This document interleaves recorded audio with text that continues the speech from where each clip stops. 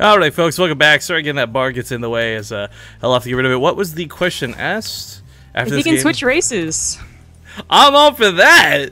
I want to see what he can do with some other races. I guess maybe not too happy with the way this is going, but big shout out before we get into this. Thank you to Not Instant for a $5 donation. It says, love watching your guys' cast. You guys are awesome. Did you see my tweet on my sweet new Bay Street TV hoodie? I did not. I will have to check that after this game is done. And make sure to retweet you and give you some partoofs as a thank you. Now that being said, guys, welcome back. Game number 3 in the Zombie Grove show match currently underway. Spawning in the top right corner of the map, he's tearing it up. 2-0, it's Xenocider. The bottom left as the Teal Protoss, it's Puck. Now, you actually bring something up there in chat. I was wondering if you want to perhaps discuss on stream, because I think that's a really good point. Sure, yeah, I actually thought about tweeting about it, but then I realized I've been tweeting about it like, all day, so they want to spam people's Twitters. But, you know, if you guys were around at the beginning of Heart of the Swarm, Zerg actually was one of the ones with the most trouble, at least specifically against Terran, because Widow Mines was such a new thing that they had to get used to. I mean, I'm not going to call Wings Liberty Zerg a move. Maybe Bruther Pressure was, but whatever. But they weren't used to like having to split, having to control mutas to snipe units necessarily that were burrowed as well. To have Overseer speed was actually not a necessity. So people were actually like really confused. But Zerg just got a lot better. You know, we actually started seeing them take on Innovation in his heyday. Like DRD's Innovation was one of the best games ever. So, you know, there is something to say about things will change and maybe Protoss will figure out a good strategy against what Xenocider is doing, but I think that has to wait for the change in numbers. So everything could be the exact same way it is. The Disruptor could be in the game, the Cyclone could be in the game, nothing else could be added. But the numbers do need to change on some of these units. Yeah, well, I mean, it's still 4 days into the beta, yeah. I'm gonna say. I mean, the whole point is you want things to be broken so that you get to stress test them before they go live. You realize, oh, yeah, the Colossus are too weak, or the Cyclone is a little too efficient, or this, that, and the other. But I really did like the point you made, where it's like, everyone eventually figures things out. Same with Heart of the Swarm. We went 8 friggin' months without a balance change, and people figured things out. So I'm just saying, like, before everyone immediately gets up in arms, starts throwing the pitchforks around Reddit, give it time, give it a week, then you can start calling bullshit on a lot of this stuff. Yeah, I think what really angers some races, for instance, in the Heart of the Swarm instance, it was Zerg, because they were the ones that had to change. Where Terran, they just added in Widow Mines, which were arguably easier to control, actually, than tanks. There was less positioning necessary at the start, where you kind of just could move them forward. But anyways, you know, in this expansion, it's the Protoss saying, like, we had to change so drastically, yet Xenocider is just doing bio with a couple of Cyclones. Like, how is that fair? I mean, that's a solid enough point, but that's also what making, you know, the expansions good, is that things do have to change. And maybe Protoss kind of had its time coming where it had to change, too. And we'll bring up Balance Wine currently, but Yeah. design-wise, it could be funner. More fun? No fun. We got the Stargate opener again coming out of Puck. If anything, I would whisper him and be like, Puck, go carries, man. Just do it. Just try. Just show us how it's done. Oh!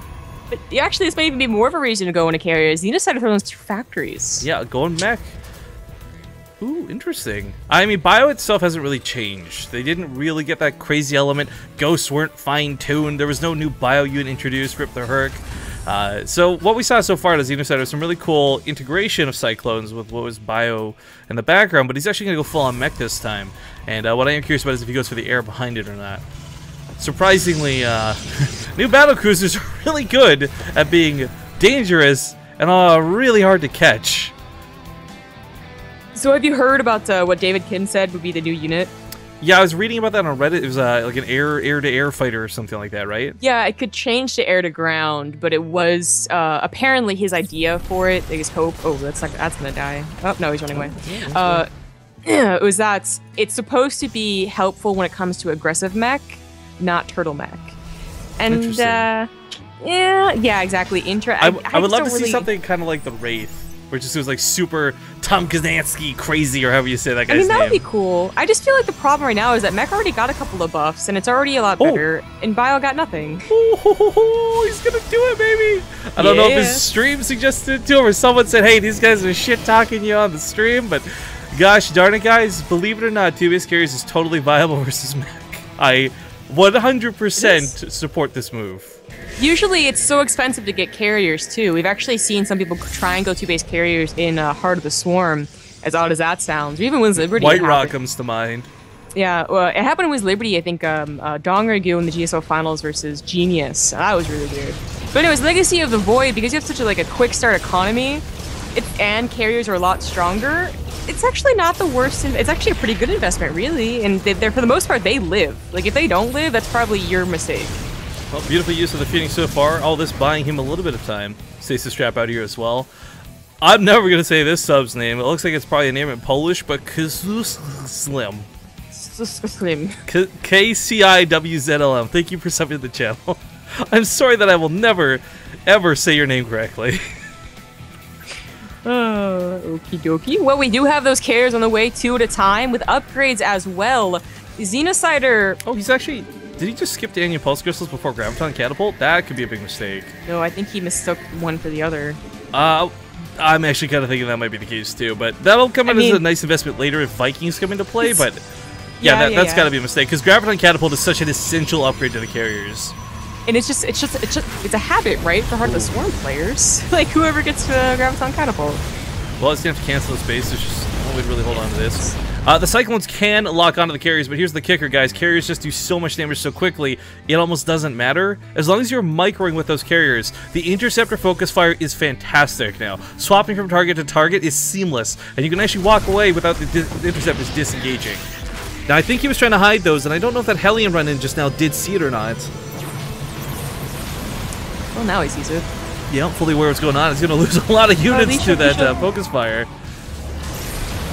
Pick him up. Interceptor's firing out really slowly because he doesn't have that essential Graviton Catapult upgrade, but he is still dealing a ton of damage. Yeah, I was about to say, like, where are they? There they are. Alright, so this should be a little more microable, but it does need to be wary about those Cyclones getting on the back of it. Yeah, as you can see, now they're gonna die first. The problem with the Cyclones are they do a lot of damage, but it's over time, it's gradual, it's not instant and up in your face with bursts. So that's why carriers prevail in such a big way. But Puck, oh Puck, please, man, realize that you don't have Graviton Catapult at some point, because your carriers will actually not last. Yeah, that is a pretty big deal. Also, desperately needs to get on a third. Xenocider already on a third, already up to 68 SCVs. Does have the economy, now that he scouted that as quickly as he did, to get some anti-air, whether it's Thors, Widowmine, Vikings.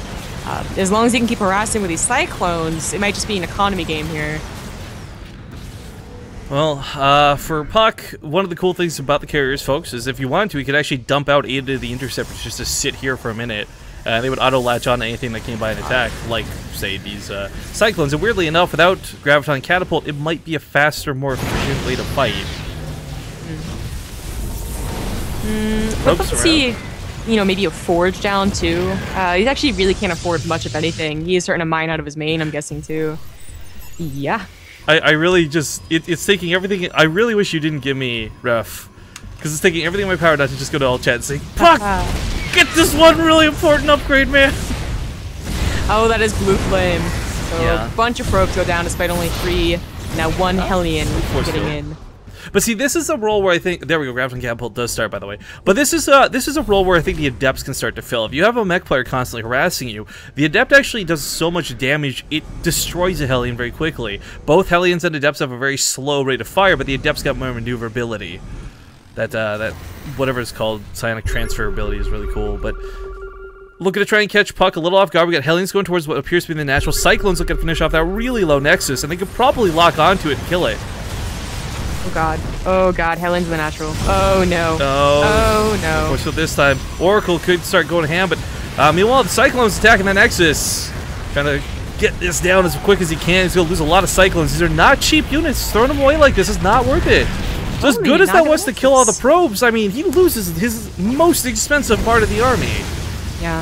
I think this is like, we were kind of experiencing the same problem Puck had like yesterday, right? Where the carriers actually don't need to be bulked up. I feel like that might be a... I think that's a bit of a mistake. You want to split them, you want to harass with them. It's a habit, right? Because the thing about Protoss is that it's best when it's in a ball. That's what it has, a death ball, right? And so, especially when it comes to carriers, which are historically bad units, you want to be like, oh, they got to be like, you know, all bulked up to be efficient. When they really don't. Not here. 3, 2, even 1 in each base.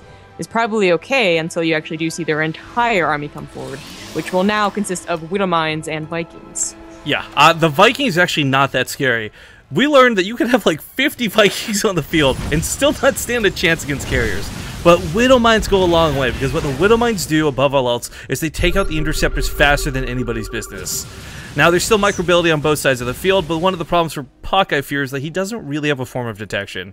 He didn't go for the Robo, the Oracle's not what it used to be. Those Widowmines are going to be just pain to deal with.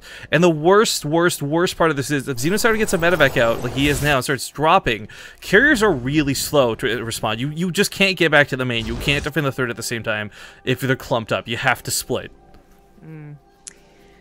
Oh, Puck has only been on, 2 bases really for a lot of this. His main did mine out, and he transferred workers pretty early because he did lose so many. I guess he wanted to saturate a newer base, supposed to use the older one.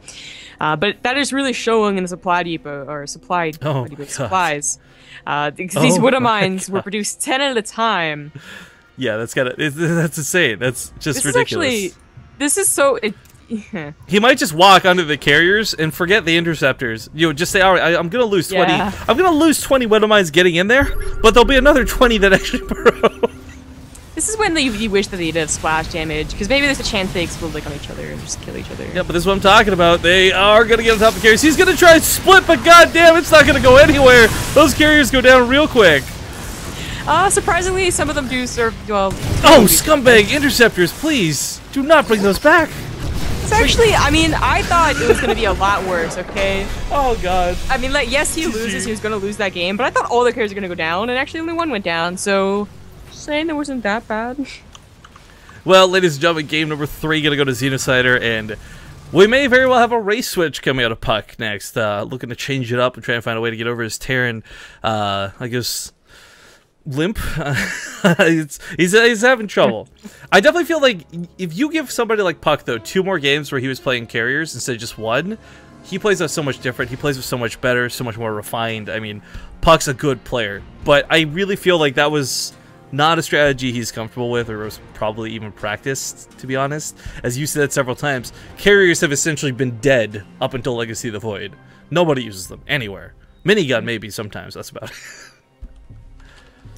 Do you want to give a shout out to Ronan of Dreams sending me $15 as well? Me and him had a kind of a theory crafting session, I guess, while watching WCS, and he had actually kind of a cool idea for a Terran unit. They PM'd me.